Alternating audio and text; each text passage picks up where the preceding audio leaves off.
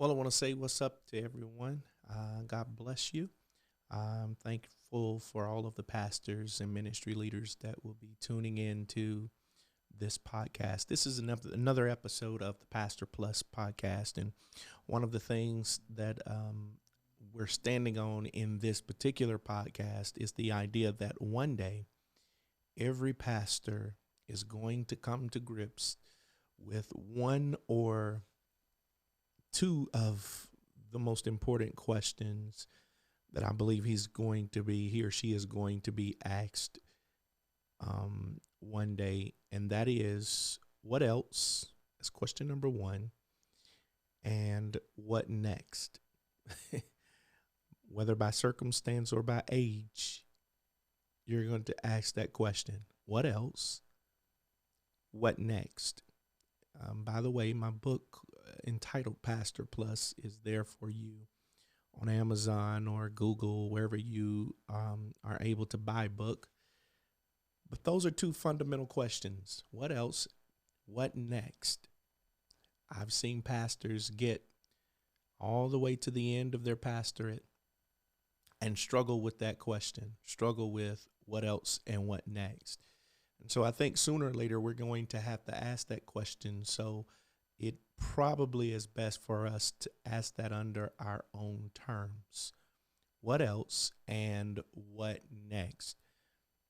Thinking about that, those of you who have been pastoring over the past year or so, and by year I mean 2020, it was a very interesting year to say the least for many of us because we had to pastor in a pandemic. Many of us are still pastoring in a pandemic. Some of you have not gone back to church yet. Some of us have. Whatever the reason or whatever the case, the situation, the context, it has forced us to reinvent as pastors. I talk to pastors both young and old, and this is a challenge for us all. Trying to stay relevant, trying to stay active.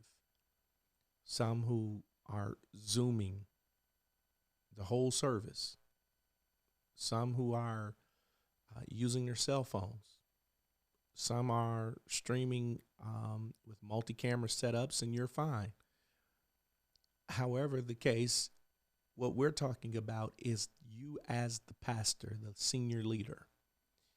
You as the ministry leader, staying relevant.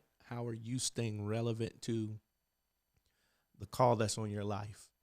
And what I'm here to do is to help you gain some insight on how you can continue to tap into your plus side. My argument is simply this, that all of us who are pastors, we have something else. We have other skill sets. We have other things that could generate wealth for us. And we have other things that we can impact the world with. Many of us have been forced to search those things out and really apply those things in our lives.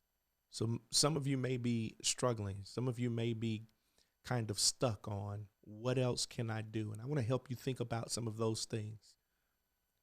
Number one, here's a question that I want you to answer. What, over the course of your ministry, over the course of your pastorate, what do you have the most content in? What do you have the most content in?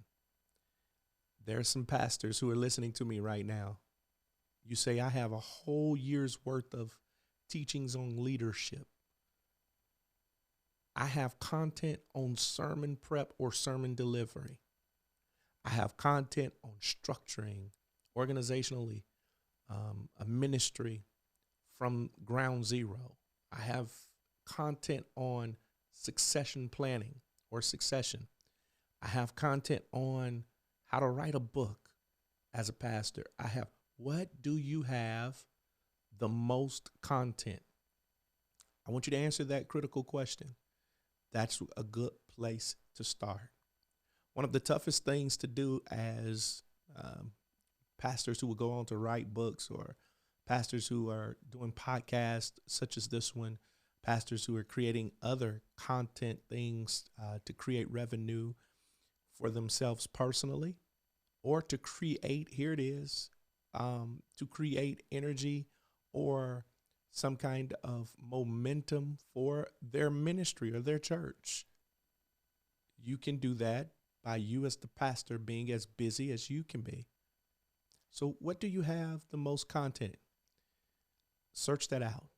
Second question that you can answer that would give you some great push toward tapping into your plus in this season is, what do you do well?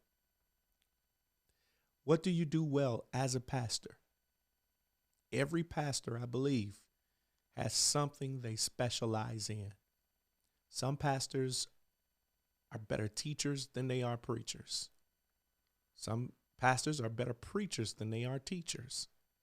So you preach well, you teach well, you lead well. You have a very interesting perspective as it relates to building and construction. You've led your church through 3 building phases, additions. I mean, you're just a good manager. You have a skill set. What are you good at? Jot those things down. And from there, this is where you become a content creator. You were just good at that. You didn't have any content on it. You're just good at it. Some of you can sing. Some of you as pastors can play. You can play an instrument. But you don't have content created around those particular gifts or skill sets. Your next challenge is going to be to create content on singing. Create content on interactions between the pastor and the worship leader. That's something you're interested in, you're good at. Content around, how do we structure the worship experience? Content around, as a pastor, I love to coach. Some of you are coaches. Some of you have sports backgrounds. You're good at it. Let's not hide that. If you're good at it, you're just good at it. It could be something that has nothing to do with church at all. Some of you might be a licensed electrician. Some of you may be, a political, you have some political interests or social justice issues. Whatever the case may be, I think you need to write down what you do well and what you have content in. This is going to help you get started keeping relevance in this season. Thirdly, write down who needs it. If you're gonna do content, as it were, on the worship ministry, who needs it? Pastors need it. Worship leaders need it. Musicians may need it. If you're gonna do content, as it were, on how to create a daycare out of your church, who needs it? Churches who can handle daycares, churches who may not even be thinking about it. Write down who needs your extra skill. Write down who needs your plus.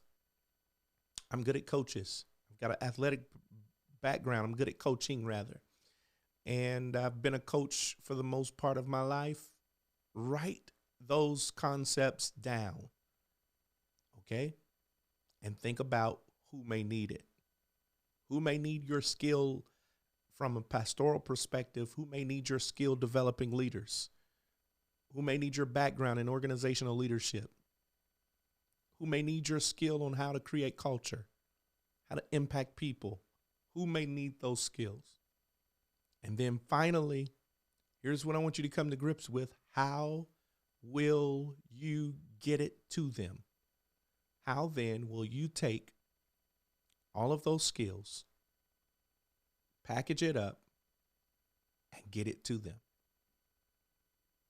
If you are struggling with that answer, listen, maybe you've gone to conference after conference and you don't need that anymore. This is not another church conference. You are an astute teacher. You have a profound proclivity to proclaim the gospel message. Your exegesis is on point. Your hermeneutic is on point. However, you need help getting to the plus side of your life.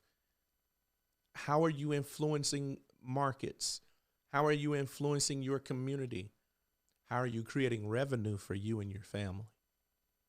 That you just may need a coach to help you with. I want to invite you to my website, www.cajohnson.org. There, you'll find information on how you can become a Pastor Plus person. All right? Until next time, this has been an episode of Pastor Plus. I'm Chris Johnson, a.k.a. the Greatness Coach. God bless you now.